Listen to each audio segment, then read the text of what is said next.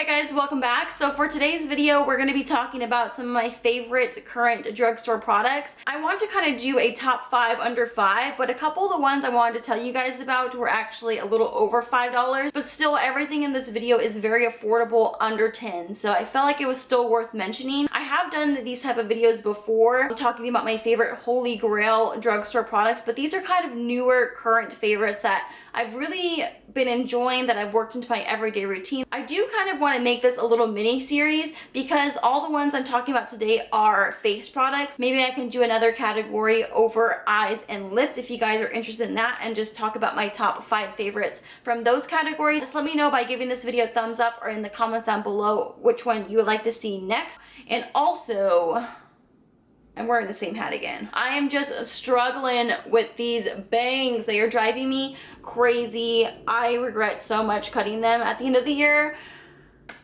Every single time I regret cutting them. So this is just kind of an easy way to split them and hold them into place. We're just in this really awkward stage. So if I ever mention that I want bangs again, no.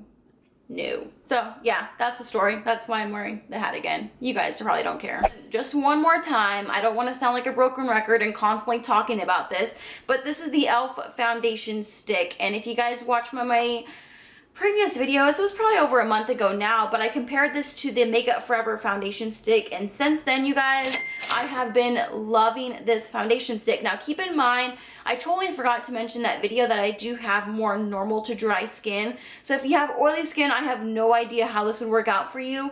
What I have heard from other people with oily skin, this tends to not last as long as it does on me. So just kind of keep that in mind. It doesn't have a dewy or luminous finish. It just has more of a satin finish.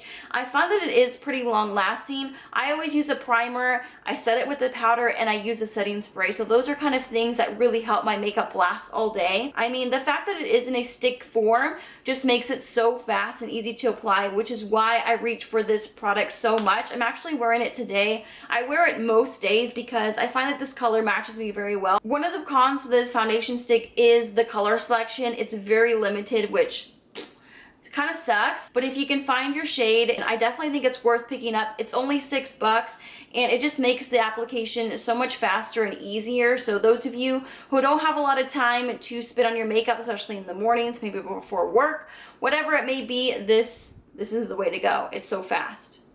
Yes. This guy, I think you might have heard me mention this as well, and this is the Wet n Wild contouring palette. This is actually a new formula, and this is the Caramel Toffee palette. They do have another one that would work better if you have more of a pink undertone, because the powder and contour shades are more suited for fair skin in my opinion. The one I have has more of a banana powder and a kind of warmer contour powder, and I know you're supposed to contour with a more cool tone powder, but for those of us, especially with more of a yellow warm undertone, cool tone contour powder just tend to look very muddy and kind of dirty on the skin. Sorry guys, my camera cut off there, but as I was saying, I know for me, I can't really pull off those super cool tone contour powders. So this actually works very well for my skin tone. It is a little bit warmer. That's what I have on today, but I really like the formula of this. The powders are just so buttery, and this banana powder especially, I mean, compares to some of my other high-end powders. I wouldn't say they're powdery.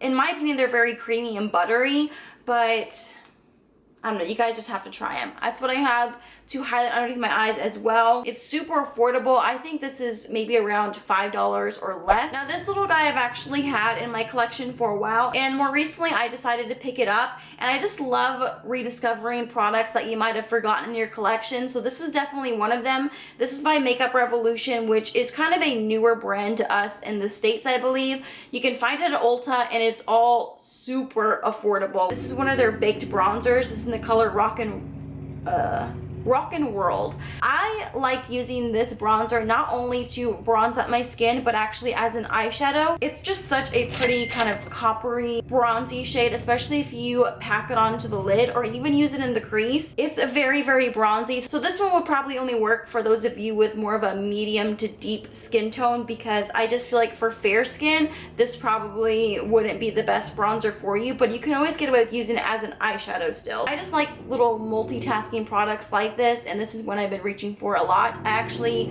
use it today a little bit, and as you can see, it's not super orangey, so if you just use a little bit with a larger, more fluffy brush, you can get away with using this as a bronzer. This was another thing that I had in my collection, and it's just one of those things that I always see people talk about that I kind of forgot that I already had. And this is actually a bronzer from Hard Candy, but as you can see, this is definitely more of a highlight. This is the Tiki bronzer. I'm sure you guys have heard about this maybe once or twice here on YouTube. It's a very popular product, which kind of what made me go out and purchase it for myself. Not too long ago, I got the Laura Mercier matte bronzer, and I feel like the texture of these two and the way they sit on your skin is very similar. I love the Laura Mercier highlighter, but I kind of feel like the color is a little bit off for me. Like I can't really pull off the more pinky pearly highlights. I need something a little bit more golden.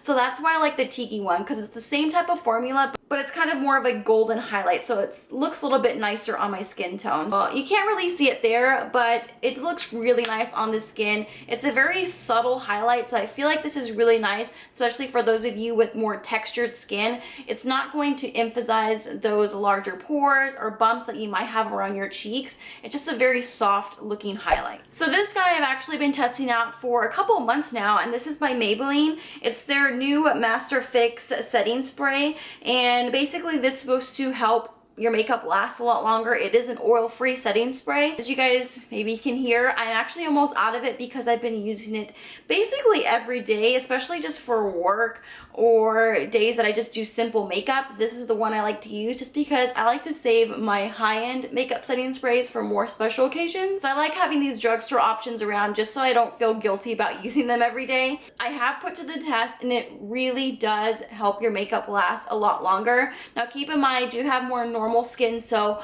I don't really have an issue with my makeup kind of slipping around and fading throughout the day, but this definitely does help my makeup hold up a little bit longer than it normally would without it. And one thing I can really appreciate about the setting spray is the very fine mist. It doesn't squirt out and leave little droplets on your face. It's a very fine mist. So I definitely appreciate that in a setting spray, and it's a lot cheaper than some of the other ones you can find at the drugstore, because the drugstore, man, they are cranking up their prices. I don't think any of us are really happy about it, but this is one that's a little bit more affordable. I think the L'Oreal one, I feel like is over $15. The Pixie one's around $20. I just feel like drugstore prices, man, constantly getting higher and higher, it feels like. You get 3.4 ounces in it, so that's a pretty good size, especially for the price. Now, I know I already talked about my 5, but I wanted to throw in just one extra favorite, and I kind of wanted to throw it in at the end because they are pretty new to me. I've only been using them the past week, but these are the Wet n Wild brushes. You guys will see I hauled them. I don't think I've actually put the haul up. If I have, maybe you have seen them. I was kind of iffy about whether or not I should purchase them. Even though they were very inexpensive, I just didn't feel like I absolutely needed them, so I put them off, but I heard they were pretty good, so I wanted to try them out for myself. So far, I have tried 4 out of the 9 that I have.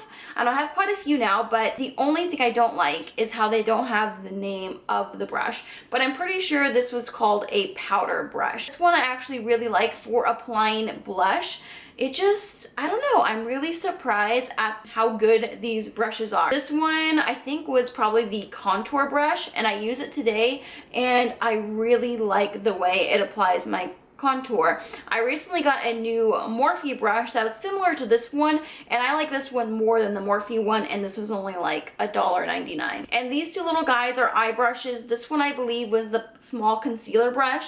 I have used this to spot conceal. I've used this to apply concealer to my eyelid because I normally like to use a concealer as an eye primer, and then I use it today to pack on the glittery pigment onto my eyes. So this is just a really great multitasking brush, and this was only 99 cents. I have to go pick up more of them because I feel like I can just get away with using it for a lot of different things. And this one I actually have 2 of now. This is the small eyeshadow brush, and this brush is really great for packing on shadow to the lid or even just to the lower lash line. Just a great multitasking eye brush as well. So if you guys happen to see these in the drugstore, pick them up. They're definitely worth the couple bucks, and I've really been liking them. So I'll keep you guys updated because there are a couple in the collection that I'm kind of iffy about. So maybe when I talk about my March favorites, I'll let you guys know of what I think of them and which ones I think you can pass on. So that about wraps up this video. If you guys enjoyed it, give me a thumbs up and let me know if you guys want me to continue this little mini series. You guys let me know what you would like to see. Thank you guys so much for taking the time to stop by and watch my videos. Please subscribe if you haven't already, and I'll see you guys next time. Bye. To help videos, I would love it if you would bronzy. So this off this super